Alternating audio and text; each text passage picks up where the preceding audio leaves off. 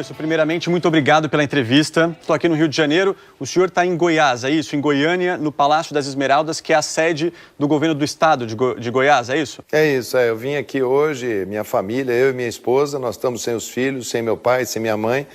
Em nome das nossas famílias, eu cumprimento todas as famílias brasileiras e a família aí do jornalismo do Fantástico nesse domingo de Páscoa tão atípico para todos nós. E o senhor sempre dá orientações para os brasileiros sobre os cuidados a serem tomados, né? Na vida pessoal do senhor, que cuidados o senhor tem tomado? Dentro do Ministério da Saúde, como a equipe é uma equipe que está trabalhando comigo muito já formada, muito bem distribuída, a nossa distância entre um e outro é de 2,5 metros a 3 metros em qualquer circunstância. Até agora nós não tivemos nenhum colaborador nosso que tenha tido a gripe, a virose. É um cuidado muito grande, uma saudade muito grande do meu neto, dos meus filhos que estão lá em Mato Grosso do Sul, do meu pai, da minha mãe. Esses eu falo com eles normalmente por telefone, vendo as imagens.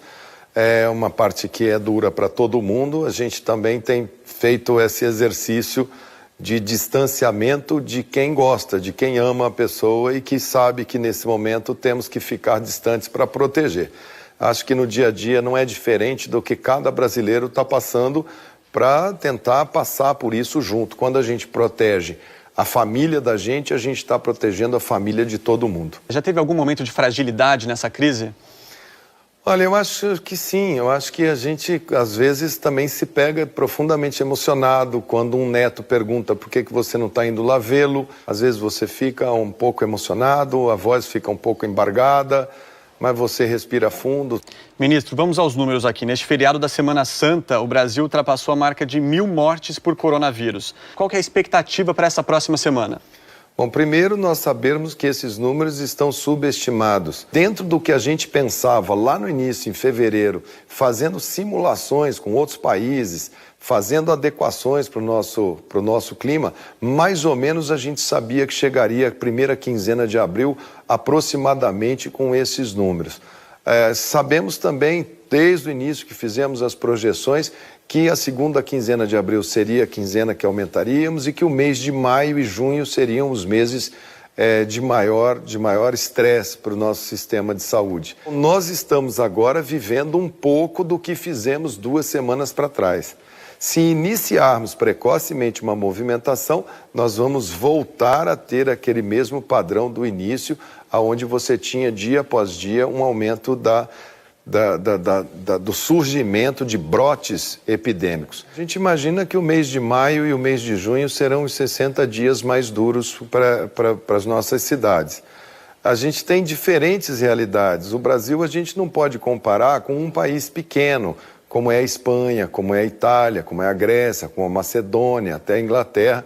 Nós somos o próprio continente. Sabemos que serão dias duros, seja conosco ou seja com qualquer outra pessoa. Achamos que nós teremos muitas, no mês de maio, mês de junho, e em algumas regiões, julho, nós teremos dias muito duros. E o que são dias muito duros? Dias duros, dias em que nós seremos taxados de, olha, vocês não fizeram o que vocês tinham que fazer, por isso o sistema está entrando em colapso, olha, vocês deveriam ter sido mais duros, vocês deveriam ter sido menos duros, porque a economia está assim, está assado. Sempre vão haver os engenheiros de obra pronta, como a gente sabe. Pessoas que depois que você trabalha, que você faz o possível e o impossível para enfrentar uma situação, que depois da situação passada fala assim, ah não, mas isso deveria ter sido feito assim ou assado. Nós teremos uma confrontação entre o que somos e para onde queremos ir constante nesses meses agora que temos pela frente. Serão aí 2 a 3 meses de muito questionamento das práticas de todos. E obviamente que o Ministério da Saúde vai ser o ministério mais questionado de por que isso, por que aquilo. Então essas semanas agora o comportamento da sociedade é o que dita. Esse vírus, a história natural dele, como ele vai se comportar aqui, quem vai escrever essa história é o comportamento da sociedade. Não é essa coisa da polícia, do decreto, é como cada um de nós brasileiros vamos ter a consciência do cuidado individual sendo o responsável pelo cuidado coletivo. Ele é uma coisa muito mais de como que a gente vai encarar essa relação da dinâmica social e do sistema de saúde, da capacidade de atender. Quantos casos de coronavírus são estimados para o Brasil neste ano? Esse número, ele é muito, ele muda muito ao sabor de como que a gente vai comportar. Se a gente não fizer absolutamente nada e tocar a nossa vida como se nada tivesse acontecendo, se a gente falasse assim, olha, vamos todos trabalhar, deixa só quem tem mais de 60 anos em casa, como que o Brasil vai lidar com isso? Aí você tem de números menores, você tem cenários extremamente otimistas e você tem cenários extremamente pessimistas. Eu acho que a gente tem a nossa projeção, olha, mas sabe que isso tudo é em função do comportamento das pessoas. Não existe absolutamente nada que influencie mais esta resposta do que como que a sociedade brasileira vai se comportar nos próximos meses, nos próximos dias. Nós não experimentamos no Brasil, até agora, lockdown, fechamento total. Nós estamos com uma diminuição de mobilidade social importante, chegamos a ter uma diminuição expressiva, né? Relaxamos, estamos aí em torno de 50%, 55%, já chegamos a ter 70%. Se cada empresário, se cada setor achar que o dele é essencial e que ele tem que trabalhar e começar um efeito que a gente chama um efeito cascata, né? Se a gente começa a dizer que tudo é essencial, tudo precisa funcionar, nós vamos trabalhando dessa maneira, o Ministério da Saúde vai mostrar. Na outra semana, olha, essa atividade fez isso aqui com cada uma das cidades. Em várias cidades do país, como aqui no Rio de Janeiro, é visível o desrespeito de muitas pessoas, principalmente durante essa última semana do isolamento social. A que o senhor atribui essa falta de respeito, esse afrouxamento do isolamento? Eu acho que é um conjunto, é uma somatória. Eu acho que tem muita gente que gosta da internet, que vê na internet alguma fake news dizendo que isso é uma invenção de países para ganharem vantagens econômicas.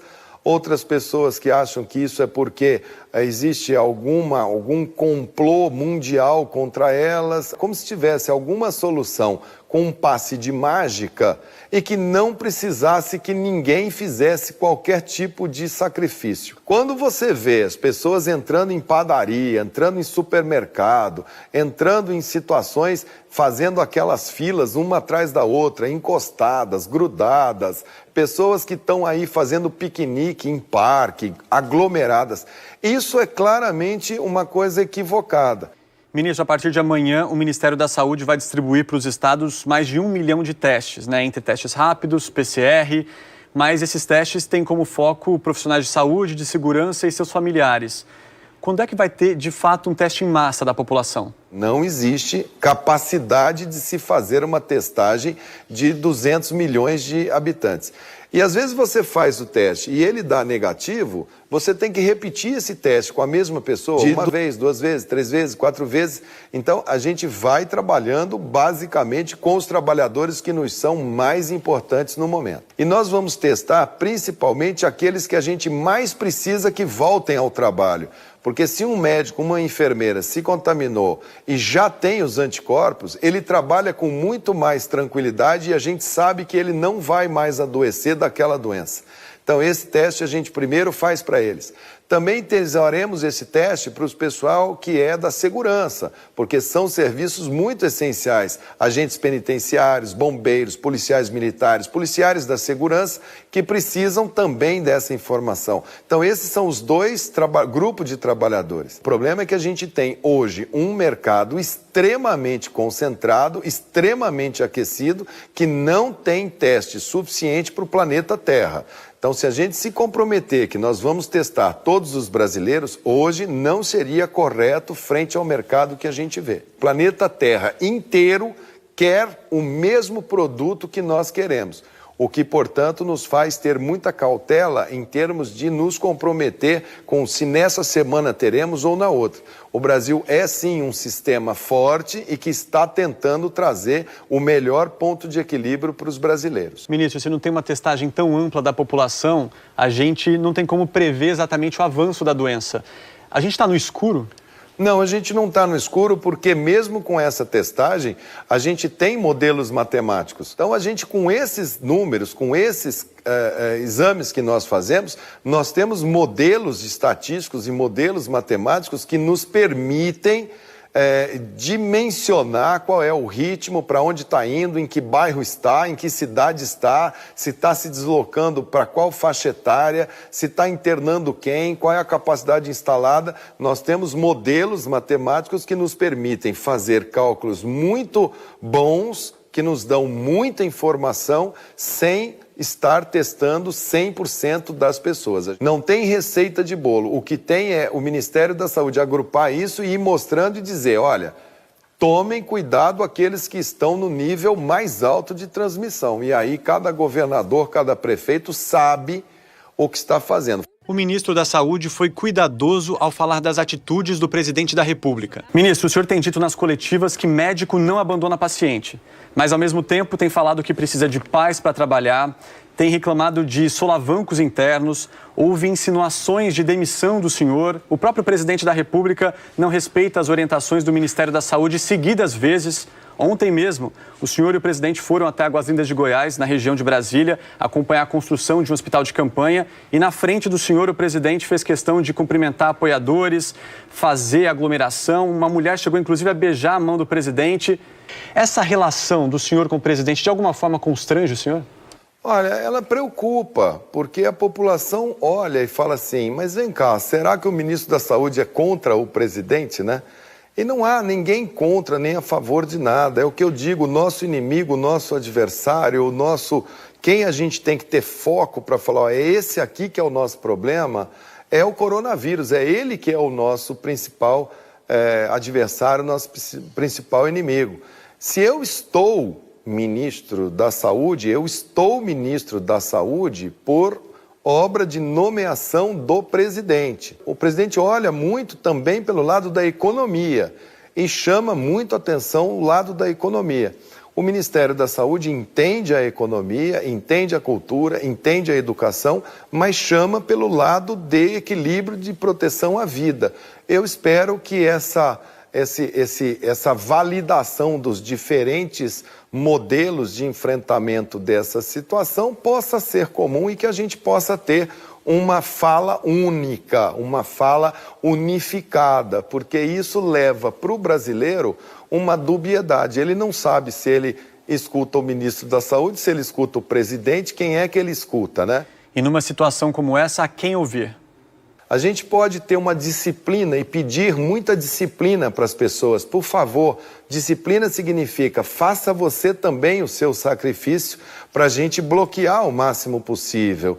Eu não posso chegar e falar assim, essa pessoa está fazendo isso aqui, isso é certo, isso é errado. Eu estou dizendo qual é o caminho, vamos por aqui. Se vocês vão a um médico e o médico fala, olha, não coma doce porque você é diabético, tem pessoas que comam doce sistematicamente, mesmo sendo diabético. A gente pode dizer para ela, olha, você vai ter problema, seu rim vai parar, você pode ter déficit de visão, amputação de perna, e a pessoa continua comendo doce. Mesmo que a pessoa tenha todas essas complicações, a gente vai lá para tentar minimizar o problema da visão, do rim, da perna. A gente continua com esse doente para tentar ajudar ao máximo, encontrar um bom caminho para a gente superar isso que pode ser no Brasil uma coisa superável com menos ou com mais intensidade de estresse para a nossa sociedade. Infelizmente não vai ser num toque de mágica que a gente vai passar por isso. A gente tem que pautar por foco, disciplina, ciência e ficar muito firme nesse tripé, planejamento, para que a gente possa sair disso juntos.